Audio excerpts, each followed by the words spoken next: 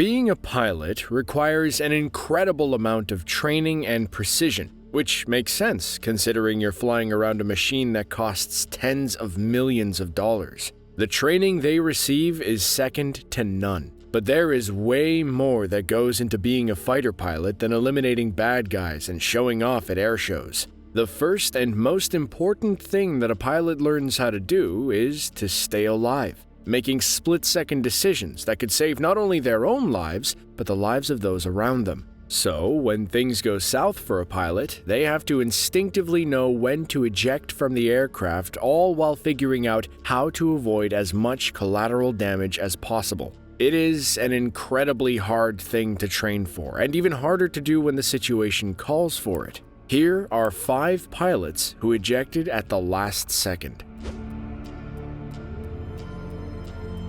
It was a normal day back in 2003 on board the USS George Washington. The ship was conducting qualification tests somewhere off the coast of Virginia. Sailors on board later noted that nothing felt off about the day and that this was a drill that they had performed many times in the past. As the single-seat F18 Hornet came in for a landing, the arrestor cable used to stop the aircraft malfunctioned and snapped.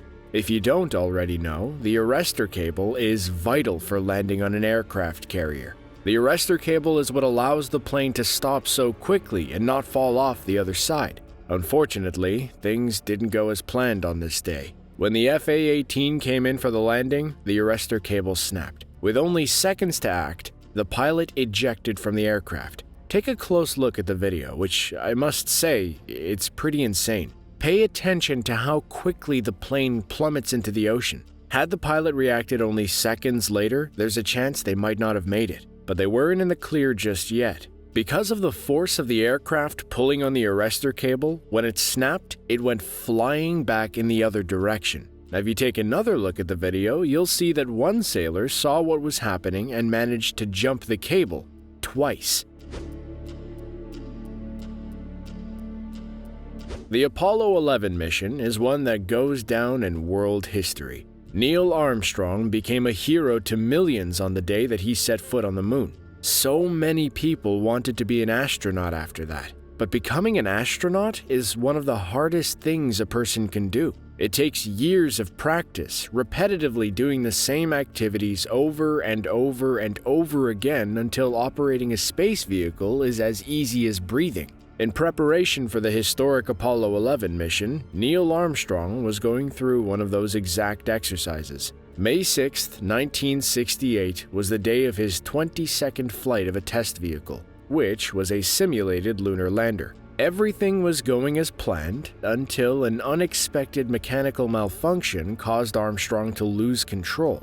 He attempted to regain control for a while, but it soon became evident that he would have to eject. As the lunar test vehicle rolled heavily to one side, Armstrong ejected, nearly parallel to the ground. He was fortunate that the thrusters on his ejection seat took him in a vertical direction. The vehicle crashed into a fireball, while Armstrong escaped with no injuries.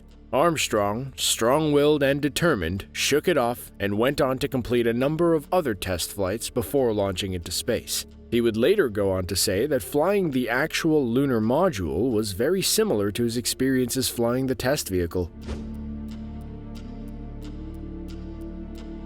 Captain Brian Udell and his weapons officer, Captain Dennis White, were stationed at an Air Force base in North Carolina, ready to run some routine training exercises. They had done these same exercises hundreds of times in the past. Once their F-15 was over the Atlantic Ocean, they started running drills at near supersonic speeds. Tight turns, sudden ascents and descents, everything to push their skills to the limit. On doing one of these turns, Captain Udell heard wind rushing over the canopy. He then realized he had lost control of the jet. At the speeds they were traveling, they descended 7,000 feet in 5 seconds. They knew they had to eject, but they were going over 800 miles per hour, faster than the speed of sound. Once ejected, his helmet, oxygen mask, and earplugs were violently ripped from his head. Every blood vessel in his face burst, and both legs were broken, and one arm was severely dislocated. All of these injuries happened due to the force of the wind.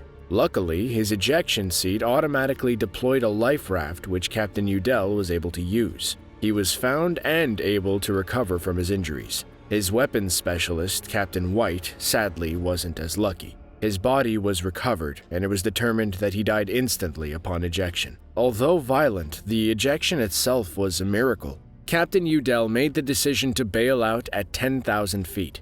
In the time that it took him to reach down and pull the handle, they were at 6,000 feet.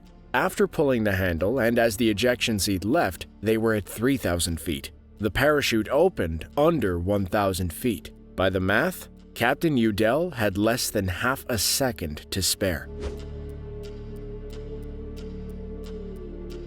The A-6 Intruder was a medium-range fighter jet that was used by the United States Air Force from the 1960s into the 1990s. Although they saw a lot of action in the various wars, they were prone to mechanical failures. Such was the case for a pilot and his navigator who were assigned to serve aboard the USS Carl Vinson. In this incident, the pilot took off from the deck as normal. However, immediately after the wheels lifted off, the fighter jet was not producing power. The crew were screaming to the pilot to pull up and give it power. Unknown to them, though, the engine had failed. After a period of time spent failing to get the fighter in the air, the pilot knew they had to bail. As the plane started to roll to the right side, the pilot jettisoned the fuel tank. Looking around, he saw the horizon was at 90 degrees. They were out of the envelope, or to the point where ejecting would cause the occupants to be shot downward instead of up.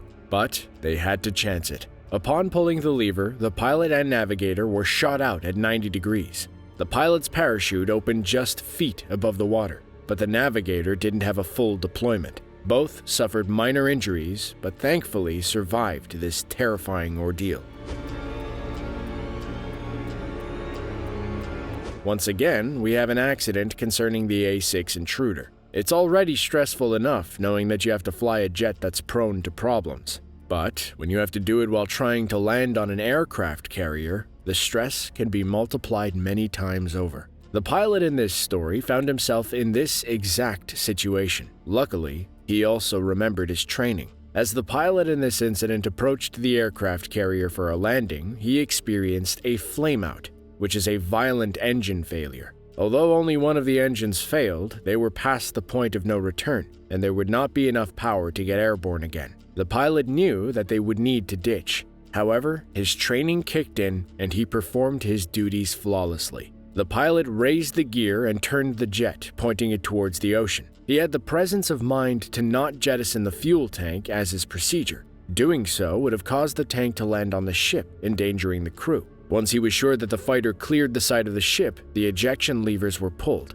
Both navigator and pilot survived with seconds to spare. Pilots in the service are some of the most highly trained, skilled, and respected individuals on the planet. They have the precision and skill to pull off incredible maneuvers and tasks, but also are able to act fast when faced with an emergency. The pilots in this video have demonstrated that they cannot react solely on impulse, but must logically assess their situation and make the best decisions to save lives. To see another video like this one, be sure to click the link on screen now. As always, thanks for watching, and we'll see you in the next one.